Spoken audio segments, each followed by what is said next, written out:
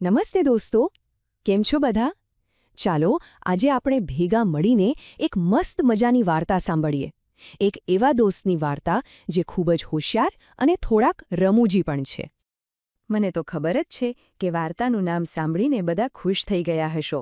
તો તૈયાર થઈ જાઓ, કારણ કે આજે આપણે જેમને મળવાના છીએ એમનું નામ છે શ્રી વાંદરાભાઈ. અને આ રહ્યા આપણા આજના હીરો શ્રી વાંદરાભાઈ. એમને છે ને નવી નવી જગ્યાએ ફરવાનો અને સાહસો કરવાનો બહુ જ શોખ છે. ચાલો જોઈએ આજે એમની સાથે આપણે ક્યાં જઈએ છીએ.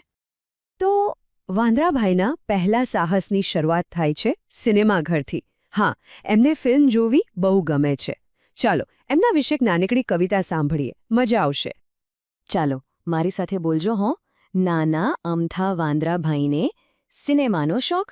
એમને ફિલ્મો જોવાનો એટલો બધો શોખ હતો કે એના માટે ખાસ તૈયાર થતા હતા. અરે વાહ, જરા જુઓ તો એમની તૈયારી. પહેલાં તો સરસ મજાની ધોતી પહેરી, પછી એની ઉપર એકદમ કડક જબ્બો પહેર્યો. માથા પર તો જુઓ કેવી સ્ટાઇલથી ટોપી ગોઠવી, હાથમાં લાકડી લીધી અને આંખો પર ચશ્મા પણ પહેરી લીધા. એકદમ હીરો જેવા લાગે છે. અને બસ આટલા તૈયાર થઈને એ તો આમ ઠાઠમાઠથી ચાલ્યા, લાકડીમાં સહારે ટક ટક ટક સીધા સિનેમાઘર તરફ. ત્યાં પહોંચીને એમણે કહ્યું, મને તો પહેલા નંબરની જ ટિકિટ આપો, એટલે કે સૌથી આગળની સીટ. અને પછી તો આરામથી બેસીને ફિલ્મ જોવાનું શરૂ કર્યું. ફિલ્મ એકદમ બરાબર ચાલી રહી હતી. વાંદરાભાઈ મજાથી જોઈ રહ્યા હતા. અને ત્યાં જ અચાનક એક મોટો અવાજ આવ્યો, ધડામ. ઓ બાપરે, વાંદરાભાઈ તો એવા ડરી ગયા કે ગભરાટમાં ને ગભરાટમાં પગમાંથી કાઢીને સીધા પોતાના ચંપલ જ ફેંકી દીધા. અને ડર તો ઓછો જ નહોતો થતો, એટલે એમણે આંખો પરથી ચશ્મા કાઢીને એ પણ ફેંકી દીધા. તેઓ તો ખૂબ જ ગભરાઈ ગયા હતા. અને છેલ્લે પેલી સ્ટાઇલથી માથા પર મૂકેલી ટોપી પણ એમણે ફેંકી દીધી. બિચારા વાંદરાભાઈ કેવા ડરી ગયા. સિનેમામાં તો વાંદરાભાઈની હાલત ખરાબ થઈ ગઈ. પણ ચાલો હવે આપણે એમનું એક બીજું સાહસ જોઈએ. આ સાહસમાં એમની ડરપોક નહીં પણ હોશિયારી જોવા મળશે. આ વાર્તા છે એક નદી કિનારાની, જ્યાં જાંબુનું એક મોટું ઝાડ હતું. તો એ જાંબુના ઝાડ પર રહેતા હતા આપણા વાંદરાભાઈ. અને ઝાડની નીચે જે નદી હતી એમાં રહેતા હતા એક મગરભાઈ. વાંદરાભાઈ રોજ ઉપરથી મીઠા મીઠા જાંબુ તોડીને મગરભાઈ માટે નાખતા. આમ રોજ જાંબુ ખાતા ખાતા બંને પાક્કા દોસ્ત બની ગયા. બંનેની દોસ્તી તો બહુ સરસ ચાલતી હતી. પણ કહેવાય છે ને કે ક્યારેક સારા સમયમાં પણ એક ખરાબ વળાંક આવે છે. ચાલો જોઈએ અહીં શું થયું.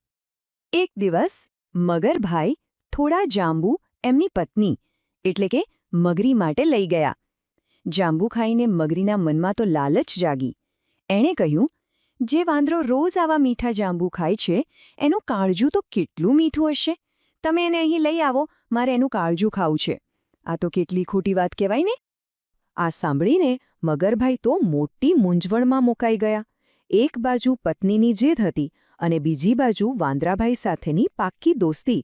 એ પોતાના મિત્ર સાથે આવું દગો કેવી રીતે કરી શકે? શું લાગે છે એમણે શું કર્યું હશે? બહુ દુઃખની વાત છે, પણ મગરભાઈ પોતાની પત્નીની વાતમાં આવી ગયા.